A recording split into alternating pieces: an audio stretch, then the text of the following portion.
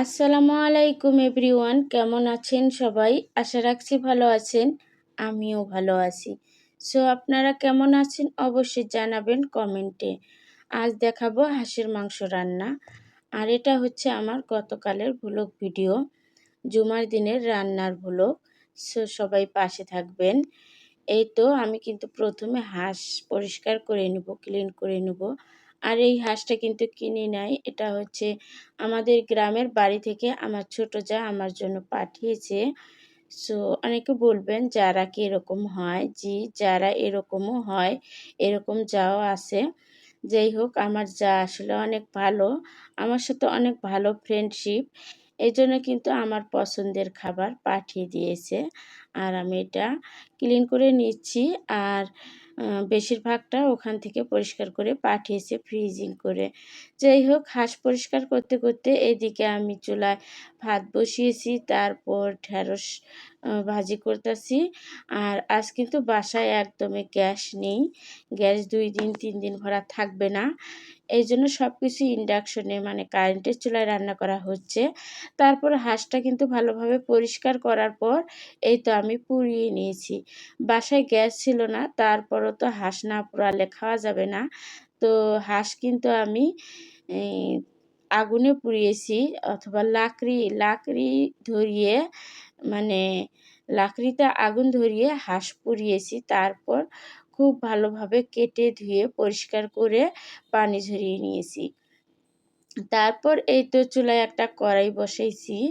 কড়াইতে 1 কাপ পরিমাণ খাঁটি সরিষার তেল দিয়েছি। আর খাঁটি সরিষার তেলে রান্না করলে হাঁসের মাংস অসম্ভব মজা লাগে, অনেক বেশি টেস্টি হয়, অনেক সুস্বাদু হয়।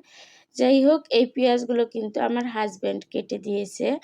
সে শুধু এইটুকু কাটেনি, সব কিছুই করে দিছে। মানে 1 গামলা পরিমাণ পেঁয়াজ কেটে দিছে। আর অর্ধেক পেঁয়াজ এই জন্য আমি ব্লেন্ডারে বেটে নিয়েছি। আর বাটা মরিচ পেঁয়াজ দিলে কিন্তু অনেক বেশি সুস্বাদু হয় হাঁসের মাংস। যাই হোক, অর্ধেক মরিচ পেঁয়াজটা আমি বেটেই নিয়েছি। তারপর পেঁয়াজগুলোকে একটুখানি তেলে ভেজে নিয়ে একটু সোনালি হয়েছে ওই রকম সময় আর কি আমি আদা রসুন বাটা 2 চামচ করে দিয়েছি। তারপর পেঁয়াজ বাটা, কাঁচামরিচ বাটাটাও দিয়েছি 2 চামচ করে।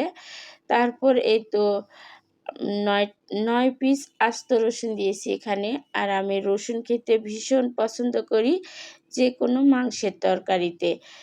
আর এখন একটুখানি পানি দিয়ে দিলাম একটু কষিয়ে নিয়ে, যাতে পুরা না লেগে যায়, কারণ শুকনো মশলার গুঁড়োগুলো দিব। যাই হোক, এখানে আমি 1 চামচ হলুদ গুঁড়ো আর 2 চামচ ধনিয়া গুঁড়ো, 2 চামচ গরম মশলার গুঁড়ো, 2 চামচ জিরার গুঁড়ো, 2 চামচ মরিচ গুঁড়ো, সব কিছু 2 চামচ করে দিয়েছি। আর লবণটাও স্বাদ মতো দিয়েছি।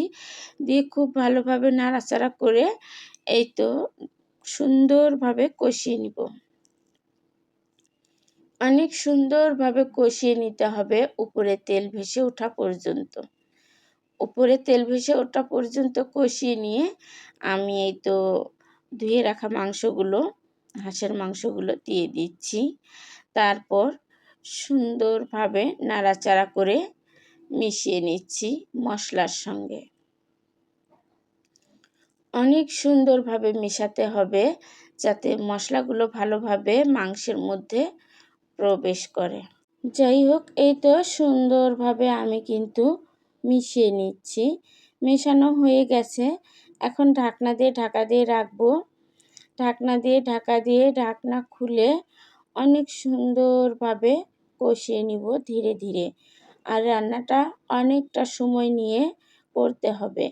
আর অনেক সময় নিয়ে কিন্তু আমি কষিয়েছি, প্রায় 20 মিনিট 25 মিনিটের মতো আমি শুধু কষিয়ে নিয়েছি। কষানোতেই কিন্তু স্বাদ থাকে সব থেকে বেশি মাংসের মধ্যে। যাই হোক, এই তো দেখতেই পাচ্ছেন কতটা সুন্দরভাবে আমি বারবার কষিয়ে নিচ্ছি নাড়াচাড়া করে। আর মাংস থেকে যে পানিটা ছেড়ে দিছে ওটাতেই কিন্তু আমি কষিয়ে নিচ্ছি, এখানে কোনো রকম পানি দেইনি কষানোর সময়। তারপর কষানো শেষ হলে আমি 1 মগ পানি দিয়ে দিলাম ঝোলের জন্য। আর হাঁসের মাংসের ঝোল তো জাস্ট অসাধারণ হয়। এখন এখানে ৮-১০টা কাঁচামরিচ দিব, আস্ত কাঁচামরিচ। আর আস্ত কাঁচামরিচের যে একটা ফ্লেভার কাঁচামরিচের অনেক বেশি সুস্বাদু করে তরকারিকে। যে কোনো তরকারিতে দিলে অনেক বেশি স্বাদ হয় এই কাঁচামরিচ শেষের দিকে দিলে। যাই হোক, আমার রান্নাটা কিন্তু হয়েই গেছে। দেখতেই পাচ্ছেন ঝোলটা অনেকটাই টেনে গেছে, অনেক সুন্দর হয়েছে। ঝোল কিন্তু একদমই নেই, টেনে গেছে, শুধু হাঁসের যে তেল আছে সেটাই ভেসে উঠছে। অনেক বেশি মজার হয়েছে এই তরকারিটা, খেতে ভীষণ ভীষণ সুস্বাদু হয়েছে। আর এটা হচ্ছে দেশি হাঁস, দেশি হাঁসের মাংস বলে কথা, অনেক বেশি লোভনীয় হয়েছে। আর এইভাবে রান্না করলে তো লোভনীয় হতেই হবে, কোনো উপায় নেই। আর রসুন দেখে তো আমার অনেক লোভ লাগছে। মাংসের থেকে রসুন আমার অনেক বেশি পছন্দ, মানে যে কোনো মাংসের তরকারিতে, গরুর মাংস, মুরগির মাংস, হাঁসের মাংস, যে কোনো মাংসের তরকারিতে রসুন থাকলে আমার কাছে অসম্ভব মজা লাগে, আস্ত রসুন থাকলে। আর ওটা হতে হবে দেশি রসুন, দেশি রসুন হলে ভালো লাগে। যাই হোক, এই তো আমি একটু পরিবেশন করে দেখাচ্ছি। জাস্ট ওয়াও, অসাধারণ! এটা দেখতে যেমন চমৎকার, খেতেও কিন্তু মাশাআল্লাহ।